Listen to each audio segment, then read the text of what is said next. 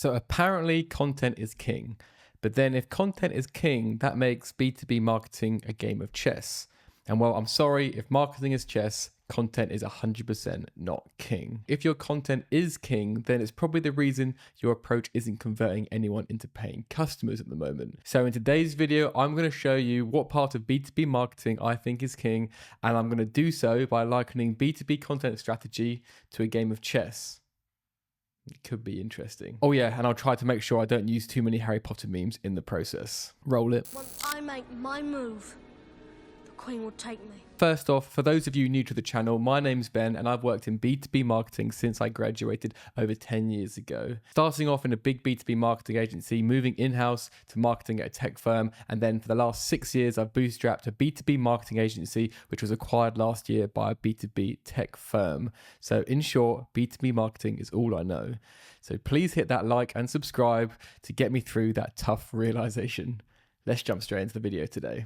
So let's go over to the whiteboard where you can see a beautiful chessboard, which I've added content to. And this board here in this video is going to represent our content strategy. So our B2B content strategy. And like I said, content is king, which means then B2B content marketing is chess. I won't talk about too many chess strategies throughout. And also, I don't believe marketing is a game of us versus them completely. Ultimately, you want to work with your customer to help them with their pain point and be plugged that with your solution. But also in B2B marketing, it kind of is a tactical us versus them play, because them isn't just your buyer. And if before we go on to your side of what you control, we go on to the potential clients at the top who are our opposition in this scenario. And for example, we may be looking at doing some work with the company, but there may be some macro factors. There could be a large amount of inflation, so people are incentivized to save rather than to spend. There could be political things going on. There could be a number of things in the macro world which are out of our control. On the other rook side, or castle side, depending on what you want to call them, you've got the micro factors. So this is everything within the industry. So technological factors, for example, is a big one. So the use of AI, how is that changing the industry? We then move on, we have onboarding resource. And this is a big one that's sometimes overlooked, that you may sell something amazing, but there may be too much resource they need internally to bring you on board that they can do at that moment. So you have to make sure that you keep that and take that into consideration. You talk about the company integration similar to onboarding resource. So your software that you're trying to sell or your service, how deep does that need to integrate? So then what do you need to get buy-on, and who do you need to get buy-on from to be able to actually make sure there's ways of working within the industry to make sure it works for everyone? It's a massively overlooked thing a lot of the time. You have alternatives. So what are your competitors doing, or what are the people in different industries which solve the same pain point doing, and what could they be doing with this company to help them maybe more cost effectively or easier, or whatever it may be? Who are your alternatives? You have current contracts. So are you currently 6 months left on your contract that you have to honor? And then you have the queen, which is the final decision maker. So the CEO, director, C-suite that has to sign off. And then you have the king, which is the purchase. And as soon as you knock that one over, you've won the game. Not that we're trying to win by knocking the purchaser over, but you understand the sort of theory. And then we have this whole layer here, which is distractions.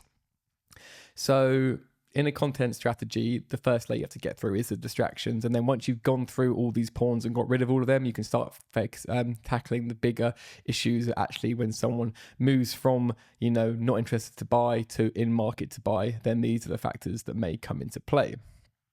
So if we scroll down here, we then have two layers which we can control. And I'll get onto the tactics and the content at the moment, but like I mentioned, content isn't king, strategy is king. And I'll get onto what I mean by that in a moment. But if strategy is king, I think distribution is queen. And I'll run through all of this in a moment and get onto the actual content pieces under this tactical layer. But before we get into our content strategy and working out what actually makes a great content strategy to start to convert, entertain, and sort of break through the distractions from your customers and bring them in market to buy, how do we work with the content? You need to make sure you have a marketing strategy before going into your content strategy. And the two main bits on top of what you'll have from a content strategy would be, one, your target audience. So your ICP pain points, ideal customer pain points, and the market orientation. How does the market think about your industry? Where is it going? What kind of biases do they have, etc.? You then have product. So how is your product positioned against, again, other people in your category and outside of your category? What pain points they're trying to solve, and how are you positioned in your customer's eye? And then ultimately for people in your category, what's your differentiator? And I did a whole video on marketing strategy recently and how you can bring this all together, which I'll link to at the end of this video if you want to get this piece shored up before going into content strategy. You then come down here and you have channel strategy, so your audience consumption, where can you best reach them, and communication, so your marketing comms, so what's your value proposition, what's your messaging, and everything else. So these bottom two really are kind of where marketing strategy then leads into content strategy. So you follow this windy line and you come to strategy. And the king is strategy because it's slow moving. It bridges the gap between content strategy and your wider marketing and business direction. And ultimately, it kind of keeps everyone in check. And if you haven't got a strategy, you're kind of just doing random moves. You have random messaging. You have a social post here. You have a couple of social shorts there.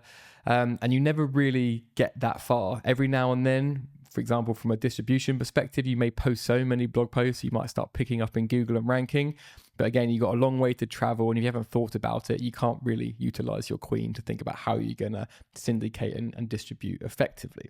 So if we start on the king side first, I also like the analogy of chess. I said I wouldn't do too many tactical ones. Is you could, be up here ready to purchase, and then they make castles, so then bring in either a macro or micro factor and change it with the purchaser. So it's like bam, like recession, can't buy now. So there's a lot of actually similarities. It's a pretty hard analogy, but there are a lot of similarities when you get past it initially. So if we go into strategy and look at the left-hand side of the king, so what we're dealing with, we have first and foremost, before we get into actually posting and doing the tactics and what we should do, we need to think about messaging and your credibility. Now, first and foremost, just looking at credibility, is there a way that you guys can showcase what your product or service is in the best way? Are you a conversion rate optimization agency where you need to show great landing pages and great conversion? Or are you a video agency which needs to show great videos, which is like proof of concept? There's easier wins than using text to show that you're a good video agency, for example. Those are the obvious ones. Are you a B2B software provider that needs to showcase your credibility through, Gartner reports or client testimonials or use cases or awards, or how potentially can you position it depends on the various. So how can you show your credibility and get that at the front and foremost of what you're doing? And then within messaging, there's going to be four main pillars that we want to talk about. We want to talk about, I've created a whole video around this, so I'll link below, but you got around angle. So what's your angle content? What do you believe the industry is going? What's your opposition? Who's like battling against in the category? So you're saying that's a bad idea, you should do it this way. What's your credibility within the industry? What are your thoughts? It's this sort of thought leadership content, as you'd like. You then have application content, so bringing it down a level, so how you can use your product or service to achieve a result, and it's all based around doing that. You then have advocacy, which is your testimonials and testimonials and case studies. And then you have your ask content, which is your landing pages and all your high intent ads and everything else. So those are the four different messaging pillars you want to then work out. And then you can try and, in a minute, work out how we can get all of those different types of content, either in social posts, long form video, blog posts, emails. So before you even get on to doing that, you can work out what types of content angles you're going to take. You then have the buyer journey mapping, and this one's super important. And I'll give you an example. There's a lot of people on LinkedIn that I see advertise a lot, and they do really good job of advertising. I know who they are. I know what they're in, like what their take of the market is. I know all of their angle content. I know they've got good, case studies and everything else. And sometimes I see them, getting people to sign up for stuff, but I'm not in the market to buy. It's because they haven't quite found my what we call category re-entry point. So because I'm not a high intent searcher, I haven't quite yet struck a chord into the reason why I'd want to go and use their software, or I'm not completely sure how it would solve a pain that I have. So even though they've got loads of awareness, I'm not quite sure the application or even if I qualify for that service. So it's still a bit of work to work out and map out that user journey. Who will be the different types of personas that could go out there and work out what content they need to be able to see in what format for them to be able to convert. And then you have your CTAs and your offers. So for example, is your user journey going to be a high touch or low touch? For example, is someone to get in contact with your sales team and they're going to do a lot of the work, or is it product-led growth and it's going to be self-service? What's the lowest friction? What offers in the past have worked? Is it, the free trials? Is it speak with the sales team? Is it what is the best one here? And you can kind of test that. And ultimately your content can then lead up to, creating the demand for your product to then have that call to action to get them to sign up with the least friction. How can it work? On the Queen side, so the distribution side, ultimately the Queen is probably the best embodiment of what distribution could be. It can move anywhere on the board. It has different objectives. It's working with many different pieces of the puzzle, as it were. And in this case, we have intent channels, which is going to be like Google Ads, and high intent SEO, so product page, service page, SEO. Can we get in front of those people in market to buy with messaging straight away? And then you have the demand channels, which is more sort of traditional for a content strategy, which will be like your LinkedIn ads, information SEO, and more of a nurturing and bringing people into market, and really where the buyer journey mapping and messaging and credibility come into its own. But there's a big misconception that people do things quite linearly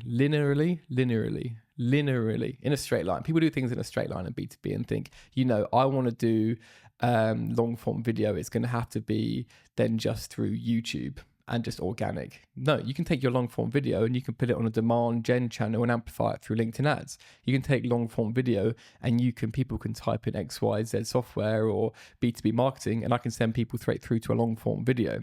You don't have to take the most obvious route for your content. So once you found out the best types of content and the best types of messaging which will resonate with the audience, you can then go on to your tactics. And the tactics are all around things you can do to make sure your strategic narrative, your positioning, your differentiation all comes across in your value proposition. And then you have your distribution of finding the best ways to actually reach these people. Are they on LinkedIn? Are they in search engines? Are they on Reddit? Are they listening to podcasts? And then you can go and create this type of content. And the best part about this type of content is you can syndicate it across any which way. I've seen people who do podcasts who then cut it into long form newsletters. I've seen people who do emails who turn it into LinkedIn posts. I've seen people who do LinkedIn posts who turn it into like a book. There is no right or wrong way to do this, but you need to make sure that you have a strategy behind the madness. And not only do you have to work out the best way that you're going to amplify any one of these pieces of content, a lot of the time I'd say just do the one where the resource internally is who's doing it likes it the most. For example, I enjoy doing video, but this post here could easily have been a long blog post. I don't enjoy writing as much as I do creating video content. So it makes more sense for me to do it in this medium. So if you want to do it in this medium, I can then have someone then go and create a blog post who can then amplify it through LinkedIn ads. And then I could do a high intent post around, B2B content strategy. So from a content strategy perspective, I'd say very much work on your marketing strategy and then work on the link between your strategy and your messaging. So that's category entry points, formats, as well as the offers. And then look at your distribution. How are you going to ping it out there? And then you're going to look at your tactics, how you're going to bring this all together and say, these are the physical acts that I'm going to go out there and create this content in this format, which then aligns with this strategic row right here. Best thing about marketing, there's no right way to do it. And typically if there is a right way to do it, then it's probably getting quite saturated. So you kind of zig when everyone else zags. And the game of chess, like anything else, is you can have a feedback loop. You have a game that you've won, a game that you've lost. You can then look at your channel attribution. So what one has been working well down here, which content has got the best engagement of your social posts, podcasts, blogs, your messaging, what type of variations of these things have got the best engagement from your ICP, not even leads, but people message you saying, that is amazing, love that, get that on LinkedIn a lot without even getting leads. That compounds enough, you're going to get leads because it makes sense. Your CRM attribution, so your cookie-based attribution as well, so how people have sort of been tagged in analytics, what the last touch point and first touch point is, as well as self-reported. So people tell you, where they came in from. People say that, I've been watching your YouTube videos and seen a few of your LinkedIn posts for a while, and then you kind of understand what's working. So While chess is hard to explain and sort of like a process, I think it's a good analogy that everything gets intertwined. You know, you can start off quickly doing social posts by doing the pawn 2 squares, and then it might get a bit slower before you then turn it into a queen, which is successful distribution. You may try and couple a few of these together with like a knight, a few pawns, and a bishop to sort of create an angle of attack to try and get, you know, your finance decision maker and your purchaser in a stranglehold, if that's the right word. So all of these things can either be left alone, they can work together, but as soon as, you know, some of these start disappearing in the back, so you don't have, say, you know, you lose your queen, you haven't got successful distribution, you're gonna have to work a lot harder with your other parts to be able to get a win on the board and cut through the noise.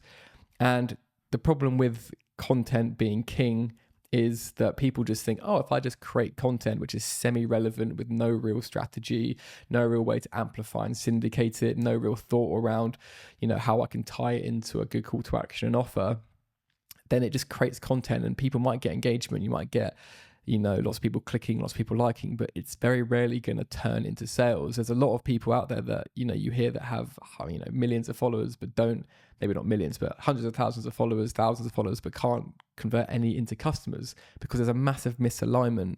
So make sure you have a good idea of what you're doing. And I'd rather have, you know, if you're an enterprise software and you've got 100 potential customers in the UK, there's no point in creating a YouTube channel that's going to reach, you know, hundreds of thousands of people who have just graduated on your topic who are looking to get into it. You know, it may not be the best strategy for a short-term win.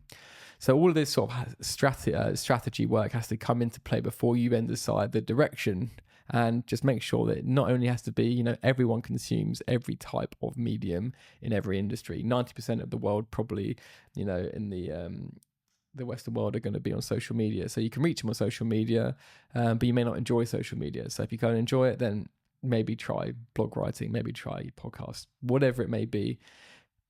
Whatever you enjoy, you'll be more consistent at.